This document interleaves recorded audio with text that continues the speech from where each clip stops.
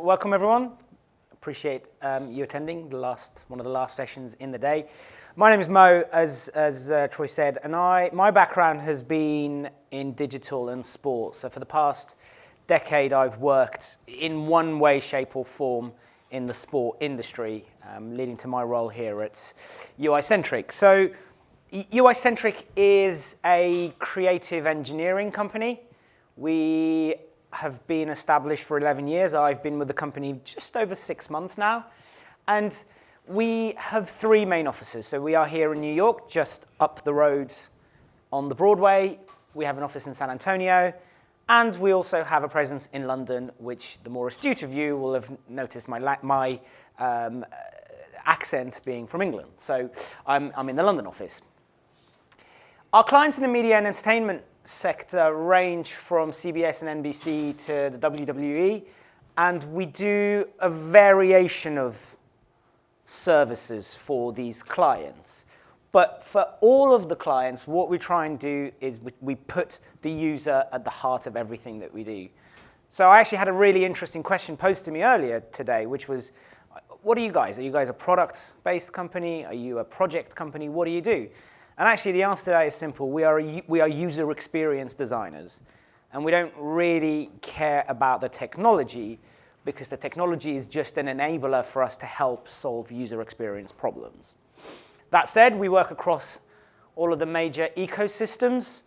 But obviously, this being an OTT or live streaming conference, I'm gonna talk to you a little bit about sport consumption, specifically on OTT platforms. But kind of before I do that, I want to put a date up. I just want to see if anybody knows what this date translates to. Anyone? No? So, the iPhone, which I fundamentally believe has changed not only the face of sport, but the face of media consumption. And it's funny to think that these phones in our pockets, which have now effectively supercomputers, have not been in existence that long, but actually they have changed how we consume media, be it for sport, news, or social media. Does anyone remember this? The first rendition of Mr. Zuckerberg's foray into the world of social media, which was called The Facebook. Again, another thing which I think created a perfect storm in how the media landscape changed and how people consumed content. Let's call it content for now, because we'll come on to sport. And the next one, Twitter. That logo, by the way, was designed in one day, because when they were launching in 2006, they needed to get a logo, and obviously it has since then evolved into the bird. But again, all of these things with technological advancements and social media's prevalence really has led to a world where we're in an attention economy, so attention is key. So I want to just delve a little bit into what this means for sport. And I toyed with the idea of what image to use to convey sport, and there was a lot I could use. For those of you that follow European soccer, I could have used an image from last night because one of the English teams effectively did the impossible and beat one of the Spanish teams. But actually, for me, I picked this image to help convey sport. And the point that I'm trying to make is that sport is emotion. Sport is visceral. Sport has a direct connection. And I think that whilst the TV industry still dominates, specifically in the US and the European markets, there is some disruption coming. And that's the focus of what I want to talk to you today about. Why do I think that disruption is coming in consumption? Well, because of this chap, and because of this chap, and because they have recognized the value of sport, and specifically the value of buying rights to stream live content on their platforms. So Amazon has toyed with some tennis. Facebook is toying with La Liga, which is soccer in Spain. And actually, when you start to look at some of these numbers, you realize that there is a lot of money in live rights. So they must have some deep pockets to kind of dip into this. And I'll come on to the reason of why I think they come on to that. So let me just highlight a few of these. The English Premier League, so the soccer, the live rights for that on average are worth $2.2 billion. I don't even know how many zeros that is. I genuinely don't. Is it 7, 8? It's quite a lot of zeros. WWE, which in itself, another fascinating vector in sports. And those of you who might be familiar with it might know that Vince McMahon, the guy that kind of owns it, he's actually a very shrewd businessman. And he saw the value in digital very, very early. And he started turning away linear TV rights that came to him wanting to buy his rights. And I think he's going to end up doing the same thing with his new venture, the XFL, which he's looking at rolling out with NBC. So the point I'm trying to make is that there is a lot of money in this, and I showed this in my presentation yesterday, but the value of North American sports, as you can see, in the past decade has continually gone up. Gate revenues, media rights, sponsorship, merchandising, everything is on the up. And actually, Two Circles, who are a research company in the UK, are saying that the global sports sponsorship will rise even more and get up to £35 billion. That's sterling, so that's probably about 45 in US dollars. So there is a lot of money in sport. And I think what people have started to realize that there is a lot of value in going direct to consumers, going OTT. So the big four in the States all have an OTT direct-to-consumer solution, be it through a partner or be it direct themselves. And I think this has then led to the European markets following this. So DAZN on the left, 11 Sports Network, beIN Sports Connect. They're all aggregators that are not only buying rights, but then going direct to the consumer themselves because they see the value in the ability to sell content. DAZN, for those of you that might be familiar, were actually a part of a large group called the Perform Group, who split their company into two because they see the value of this so much. And the DAZN platform is now B2C, and Perform Group have remained in buying live rights. The other two that I just wanted to highlight are actually federations. So the Association of Tennis Professionals and UEFA. They are now both going direct to their consumers.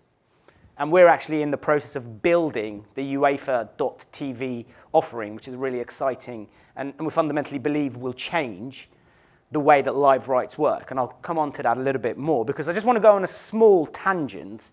I'm not going to touch on this so much, primarily because I'm not that familiar with it, and that's the world of e-gaming.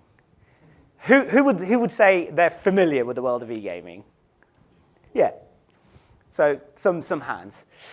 Look, I followed this on the periphery, and I'm not going to dwell on this so much because I think this is a kind of outsider that will absolutely impact the world of sport, but probably 5 to 10 years from now, maybe even less, because when you look at some of the numbers on Twitch, there are 2.2 million daily broadcasters and 15 million daily Twitch viewers on average. Of those, there are 41,000 concurrent Twitch broadcasters and 1.1 million concurrent Twitch viewers. I mean, look, the stats speak for themselves. A quick Google search tells you that this is huge, this is upcoming. Is it recognized by the mainstream media? Probably not yet. Is it going to get there? Absolutely.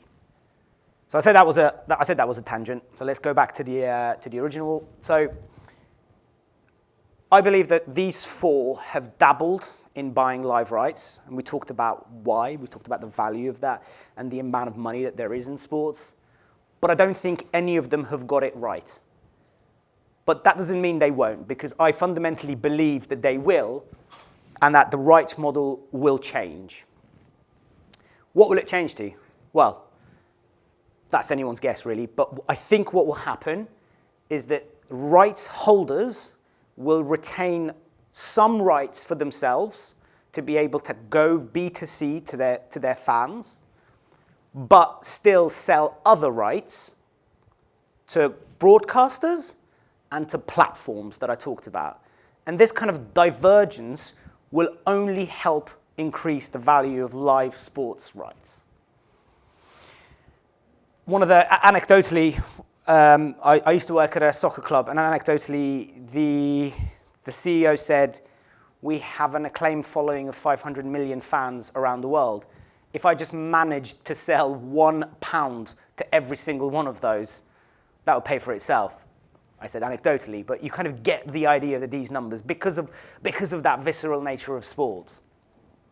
So I think that's the first phase. That's what will happen with the bigger names. I think there is a second phase that will come.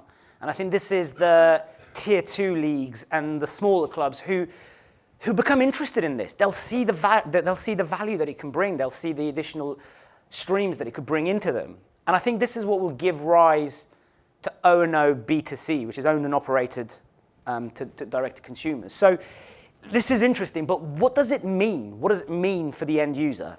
Because ultimately, that's what I'm interested in. What does it mean for me as a fan? And I think, thinking about this, I kind of put it into 2 words. So proliferation, which I always get wrong, but I got it right that time, yes. And divergence.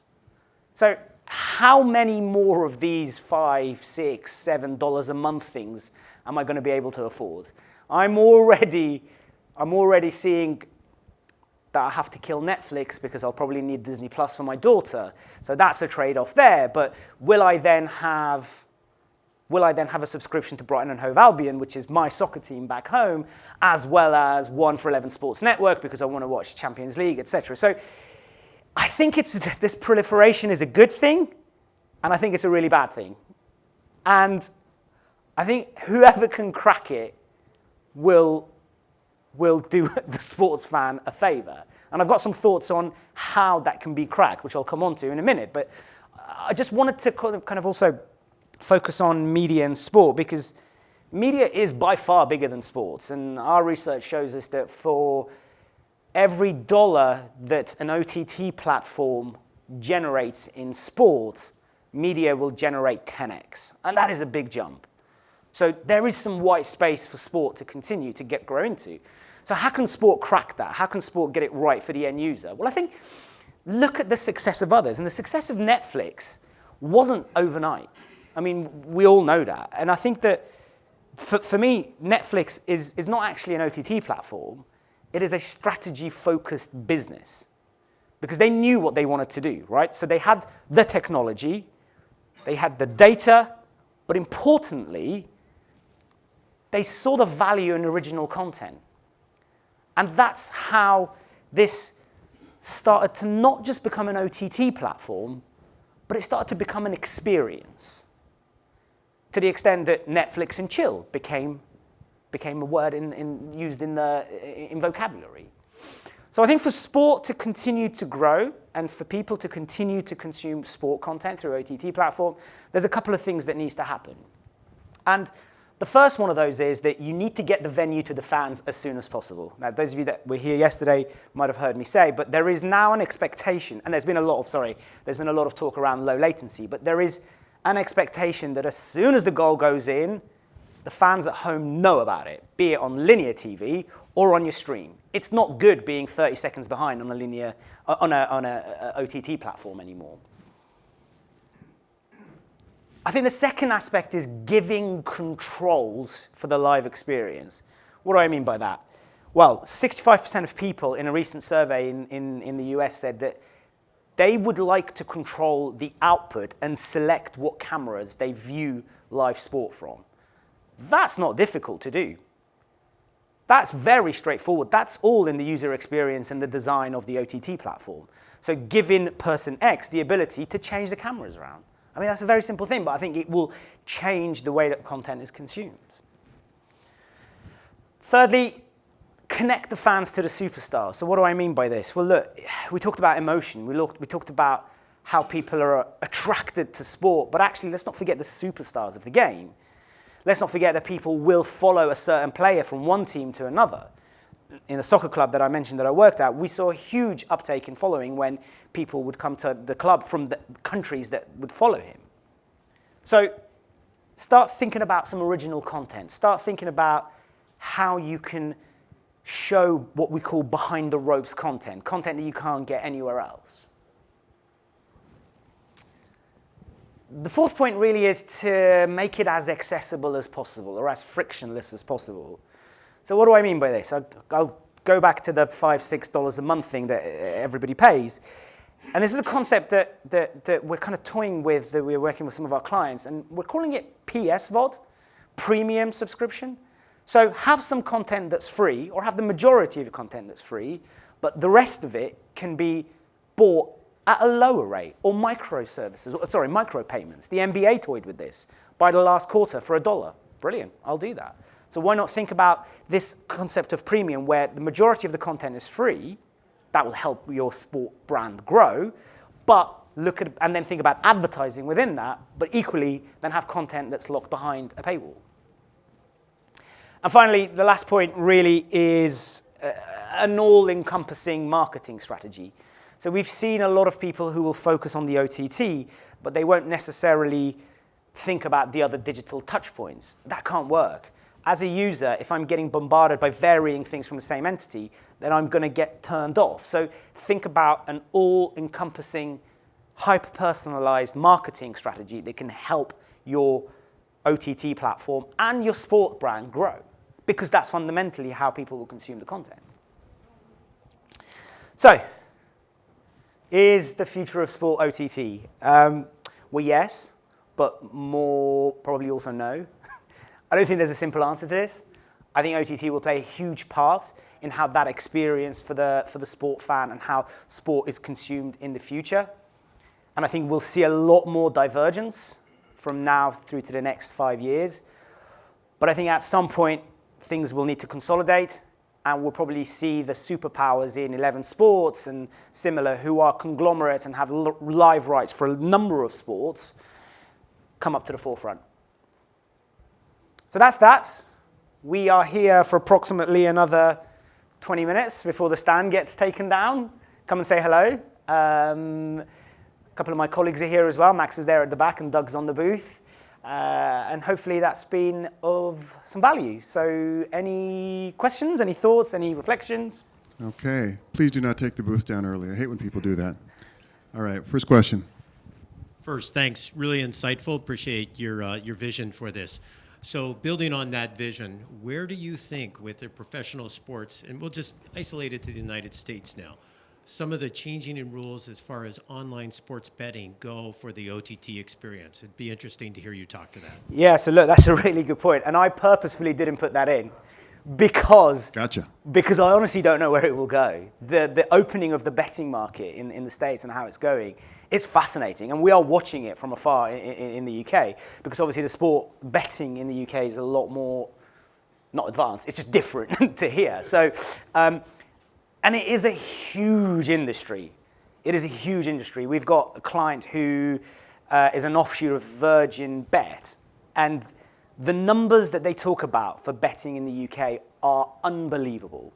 So I think it will be hit and miss in the States, because from what I understand, it will vary from state to state. And I think there'll be an adjustment period and growing pains, but I think at the end of it, there will be some consolidation, a bit like what's happening in the UK and in the European markets. What effect that has for the OTT, I honestly don't know, because nobody that I've seen, certainly in the European markets, has joined the two together. They've tried to keep it separate. Hope that makes sense. Okay, another question for Mo.